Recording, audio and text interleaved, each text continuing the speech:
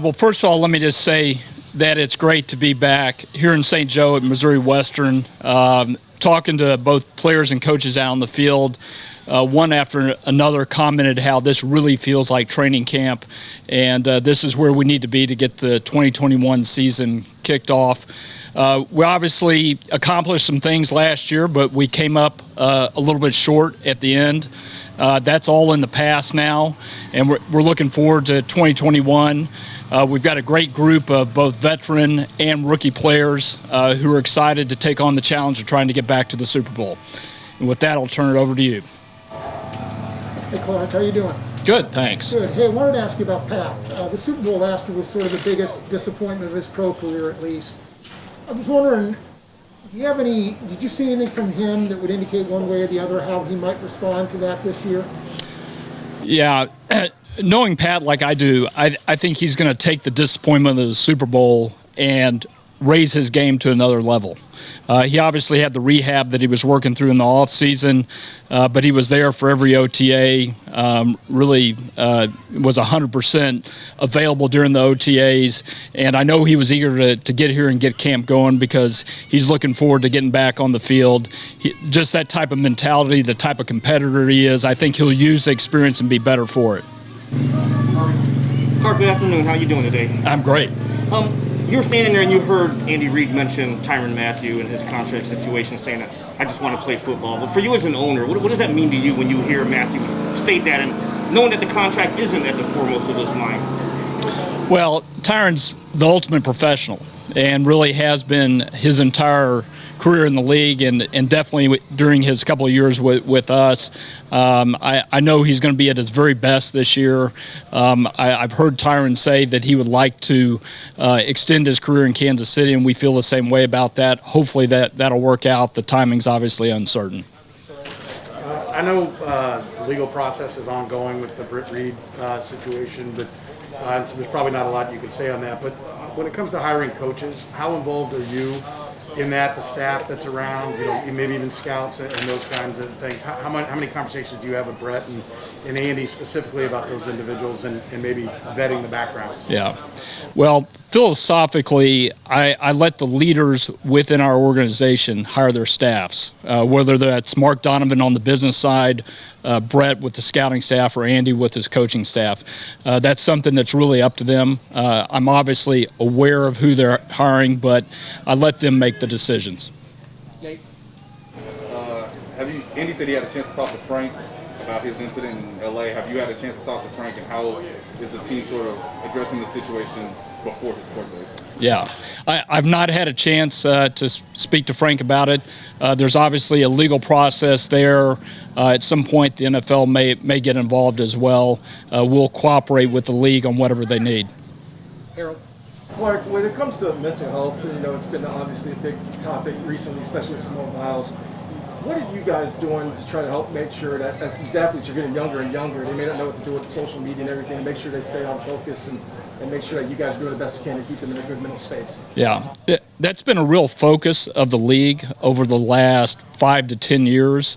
And in fact, it led to a requirement that teams have the appropriate resources, both internally and externally. Heard Coach Reid mention Dr. T, who we brought on a couple of years ago.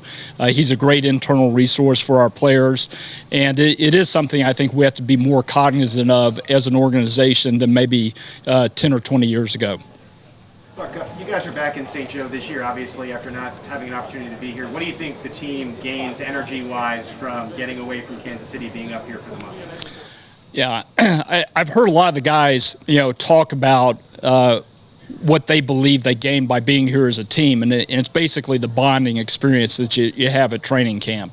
You can obviously get the work in just as easily in Kansas City as you can here, but you can't replace spending 3 weeks in a dormitory, eating all your meals together. I think that's really valuable for bringing a team together. And we have a number of new players this year, particularly on the offensive line, and so I think the chance to be here at camp is really going to benefit that unit and the entire team. Mr. Hunt, when you look into your crystal ball, can you predict what it's going to be like? Are we going to be able to pack the stadium in Kansas City? I know it might be different in other areas. Yeah, well, something I've learned over the last 18 months is it's very dangerous to try to look into the crystal ball because things change very fast, and we're seeing that right now. We're definitely planning on having 100% capacity at GEH Field this fall, but it is a dynamic process, and we'll work with the health director in Kansas City like we did last year. Clark, Ron Rivera expressed disappointment in the number of vaccinated players he had, and you guys have already cleared the threshold and seem to be one of the more, forward on that process. I know you just said when I asked the other question about letting your leaders do that role, but you're their leader, right? What was your message to Andy and Brett and Mark Donovan about how you wanted to approach the vaccination side of things and having the success you seemingly had? Yeah. First I want to say, at the end of the day, it's an individual's decision as to whether they want to be vaccinated. Obviously, the NFL, working in conjunction with the Players Association, has come up with protocols, and they're different for vaccinated and unvaccinated players.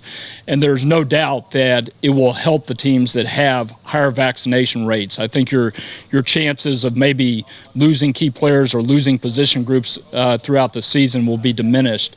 At the end of the day, it was really a function of our team leaders, not so much the coaching staff or Brett Veach, but Patrick Mahomes and the other leaders on the team encouraging their teammates to get vaccinated. I think that's why we have such a high vaccination rate.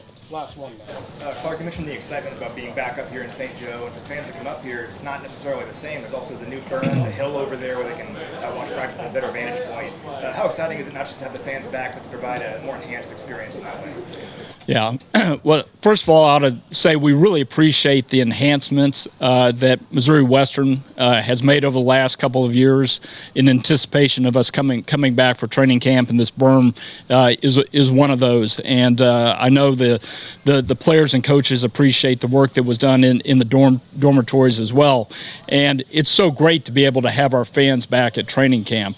I can think back to my experience as a kid coming to training camp with my dad, just how special that is. And so it was great to see somewhere between 3,000 and 4,000 of our season ticket holders here today enjoying training camp. And as I said earlier about the games this fall, hopefully we're going to be able to be at 100% when we get back to GEH Field. All right, thank you. Thanks, guys.